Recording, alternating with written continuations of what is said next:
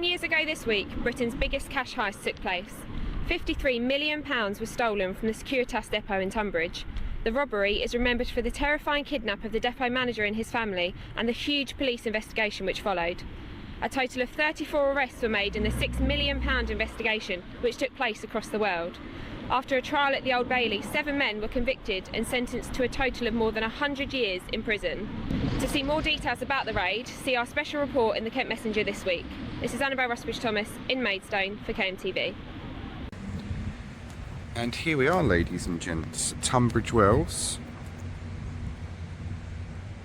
The Securitas depot robbery. The 2006 Securitas depot robbery in Tunbridge, England, was the UK's largest cash heist.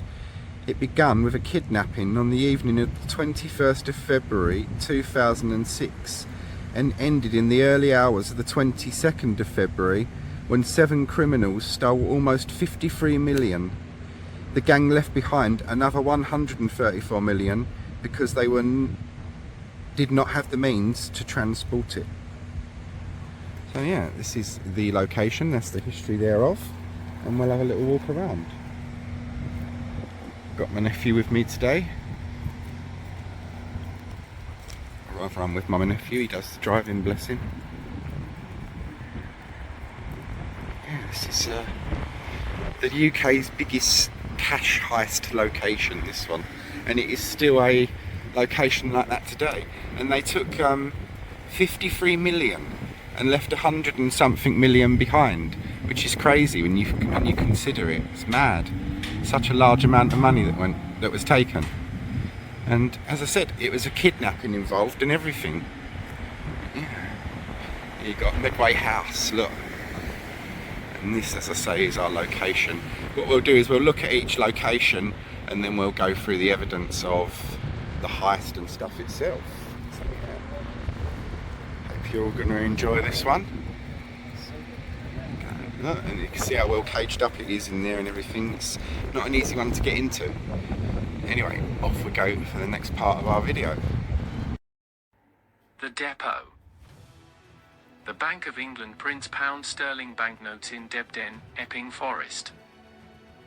In 2006 it was outsourcing the distribution of currency to 5 companies.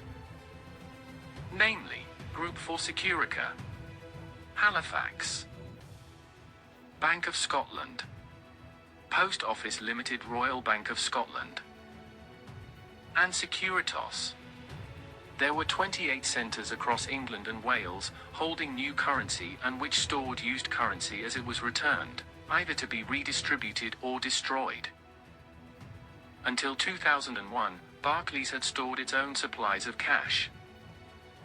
It had built the depot at Medway House, Vale Road, Tunbridge, in Kent, in 1980, choosing the location because it was close to 3 police stations that were always open, at Royal Tunbridge Wells, Sevenoaks and Tunbridge itself. Medway House was just 330 yards away from the Tunbridge station and was also near the Angel Shopping Centre. The first building on Vale Road was a quick-fit garage and the second was the depot. Barclays outsourced the distribution of money to Securitas Cash Management in 2001, and by 2006, Securitas was running the Tunbridge depot. It operated non-stop with 80 full-time staff split across 3 shifts. Most of the work was sorting and counting banknotes which arrived by armoured transport and were sent out again to restock cash machines. The cash was bundled into bricks, which were wrapped in differently coloured plastic according to denomination. £5 bricks were green £2,500, £10 bricks were blue £5,000, £20 bricks were red £5,000. £50 bricks were yellow £12,500. The manager of the depot was Colin Dixon. He lived in Herne Bay with his wife and their young child. Owing to the nature of his job, he had been trained not to tell his colleagues where he lived and to drive to work every day using a different route. The family owned 2 cars, and he would alternate which car he used. He had been told that if he was ever stopped by the police when driving that he should stay in his car, and give the officers a piece of paper describing his job. Then follow them to the nearest station, where he would cooperate with their inquiries. Because of the nature of his work, plus the poor man's previous experience, I've chosen to look for and show no images of him. The robbery, and the planning that went into it.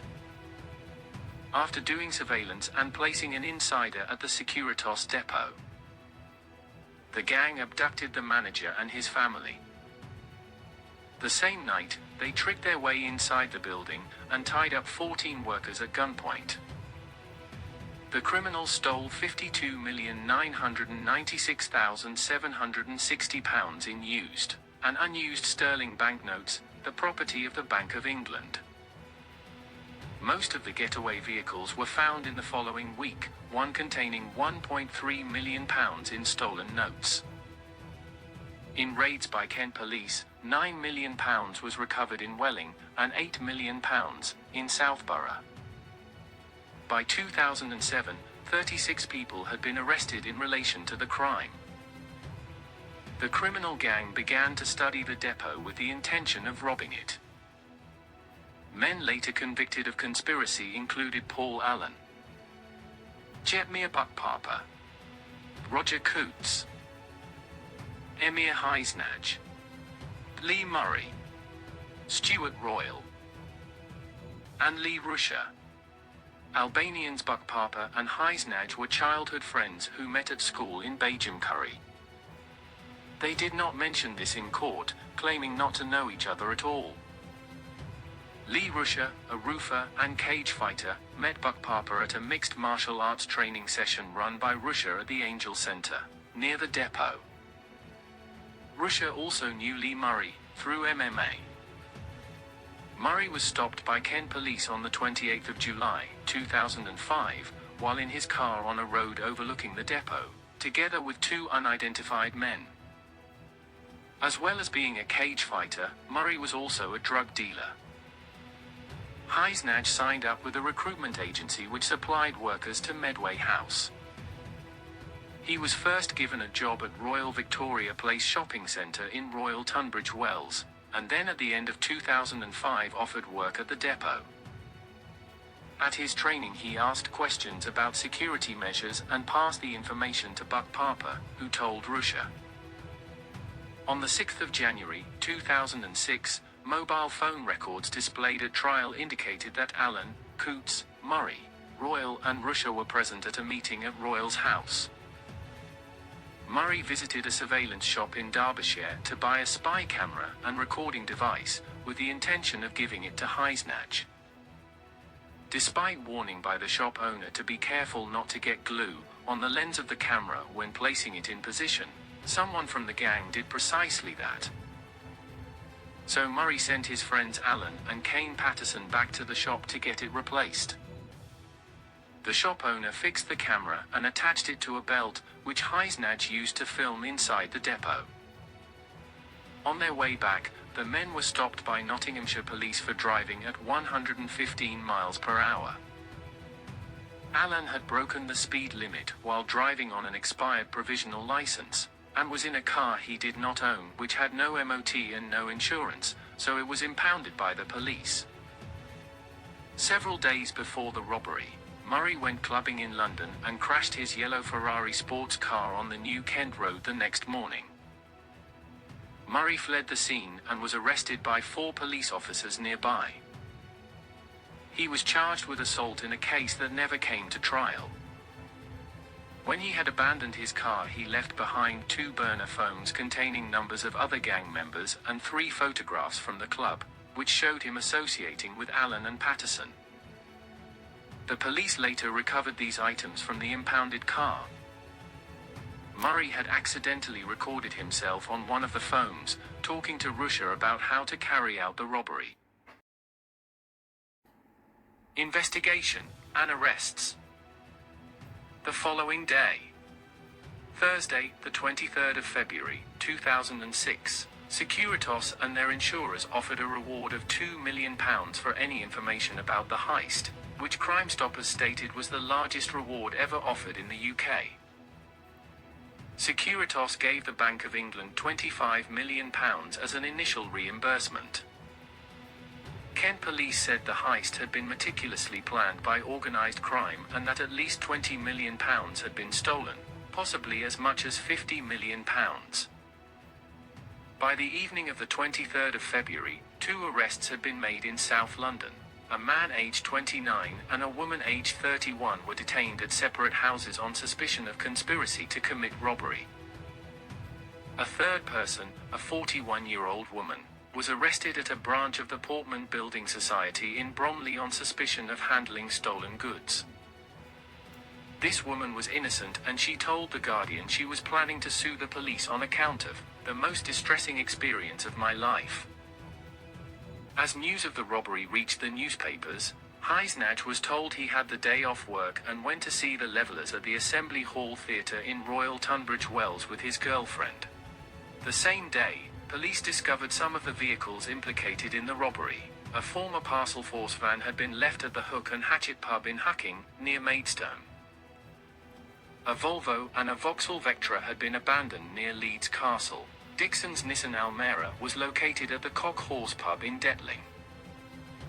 The next day, Friday the 24th of February, discarded metal cages and other paraphernalia from the crime scene were found at Fryningham Farm near Detling, on land rented by a friend of the owner of Elderden Farm. A white Ford Transit van owned by a friend of Buck Parper and Russia was reported to be in the car park of the Ashford International Hotel. When the police checked the van, they found a balaclava, a bulletproof vest and the Corpion submachine gun. 2 bags were opened which contained over £1.3 million in stolen banknotes. On Saturday, the 25th of February, 2006, armed police officers raided the homes of Buck Parper and Russia, encountering Buck Parper's wife at their house on Hadlow Road in Tonbridge. At Ruscia's house in Lambersart Close in Southborough, police found surveillance footage of Dixon's home, weapons, and plans of the depot. In the shed they discovered balaclavas, Royal Mail clothing, and a radio scanner tuned to a frequency used by the emergency services. On Sunday afternoon, Kent police arrested Stuart Royal and another man in Tankerton, between Whitstable and Herne Bay, after shooting out a tyre of the BMW car he was driving. On Monday, police arrested Buck Parper and Russia in Deptford, London, after shooting out the tyres of their car. The following day, the white 7.5-ton lorry which had transported the loot was located at a hire centre and Elderden Farm was searched. At the farm £30,000 in stolen notes was found in the boot of a car, and £105,600 hidden under a dead tree in the orchard. For days after the heist, Murray and Allen fled the UK. After visiting Amsterdam, they travelled to Morocco, where they spent money extravagantly on houses, jewellery, and narcotics. Back in the UK, police officers raided a unit on the Graves Industrial Estate in Welling on the 2nd of March. They broke open a shipping container, finding an estimated £7 million in cash, which was later announced to be £9,655,040. They also found £50,000 in a bin bag elsewhere. The discoveries were connected to Roger Coots, a van dealer who rented the yard and kept his boat there. The same day as the find, 3 people appeared at Maidstone Magistrates' Court. The owner of the farm was charged with conspiracy to commit robbery, handling stolen goods, and 3 charges of kidnapping. Royal was charged with conspiracy to commit robbery. A third person was charged with handling stolen goods. All 3 were remanded in custody. Royal had hired the Renault lorry used in the heist in his own name. Buck Parper and Russia appeared in court on the 3rd of March, each facing the same charge of conspiracy to commit robbery. They were remanded in custody until a preliminary hearing at Maidstone Crown Court on the 13th of March. By the 3rd of March, the number of people arrested had grown to 14. 2 days later, the police discovered a hoard of £8,601,990 in a lock-up garage in Southborough, near to Russia's home. The money was stuffed into 18 laundry bags and suitcases. The garage was rented by a man who sublet it to Russia's cousin, who was supposed to pay £10 rent every week, but was 2 weeks behind. In June, a businessman named Ian Borum was arrested as he drove around the M25 motorway. In his Mercedes-Benz, the police found almost £1 million, of which £380,000 was made up of £50 notes from the robbery. Borum refused to say who had given him the money and was eventually sentenced to 3 years and 9 months in prison. Police believed he was carrying out missing trader intra-community fraud to launder the stolen money. Also in June, Alan and Murray were 2 out of 4 men arrested in Morocco's capital Rabat after a 3-month investigation. They were charged with possession of drugs, false imprisonment, and assaulting the police. In England, another man had been arrested as part of the police investigation and was released without having been charged. He then fled to northern Cyprus in December 2006.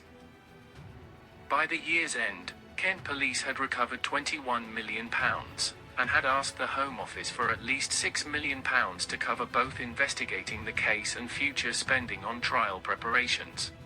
By 2007, 36 people had been arrested. Trials and sentencing. The trial of 8 people, including Jetmir Buckpapa, Roger Coates, Emir Heisnaj, Stuart Royal, and Lee Rusher, began on the 26th of June, 2007 at the Old Bailey in London. These 5 men were all charged with conspiracy to rob, conspiracy to kidnap, and conspiracy to possess firearms.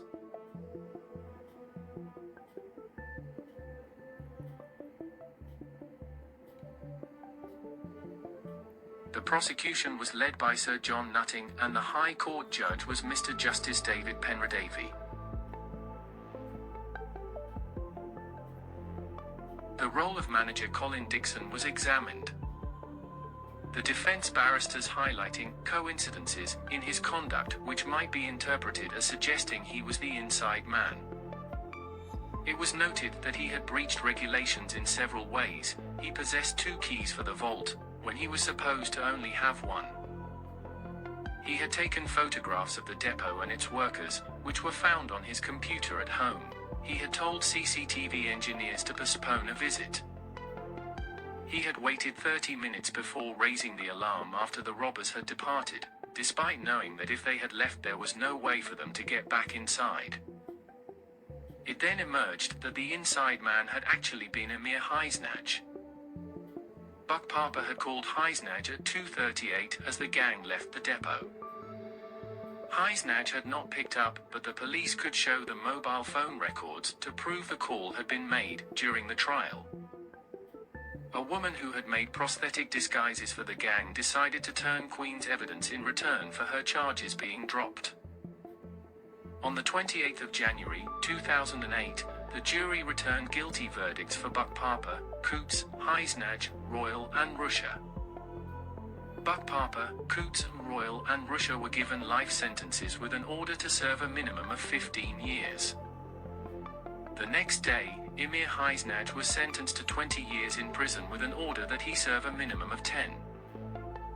The judge also recommended that both the Albanian men be deported after they had served their sentences. The owner of the farm and another man were each acquitted. The second man had been paid £6,000 in stolen notes to make signs on the side of one of the vans used in the heist, but had not been involved in planning the crime. The beginning of the second trial in October 2008, presided over again by Penredavy. Prosecutors dropped charges against the girlfriends of Buckpapa, Royal, and Rusher. Paul Allen and another man were charged with conspiracy to rob, conspiracy to kidnap, and conspiracy to possess firearms. Alan was held on remand in the high-security HM prison Belmarsh and driven to court escorted by a police helicopter, which cost £30,000 a day. A court order made during the first trial to preserve Lee Murray's anonymity was lifted and he was named as the leader of the gang. In January 2009, the jury were unable to reach agreement on whether Alan was guilty or not and found the other man not guilty. A retrial was ordered for Alan in September, and he was held on remand until then. At the ensuing trial, Alan pleaded guilty to the 3 charges of conspiracy which he had previously denied, admitting his involvement, but denying both that he had handled firearms, and that he had been one of the 7 men who went inside the depot. He received a sentence of 18 years imprisonment and served 6. The 1,063 days spent on remand were taken off the sentence.in. June 2009, Murray was confirmed to have Moroccan nationality, and therefore he won his fight against extradition from Morocco to the UK. He remained in prison in Sale and 1 year later stood trial for the robbery. He was convicted and jailed for 10 years. When he appealed the length of this sentence, it was raised to 25 years.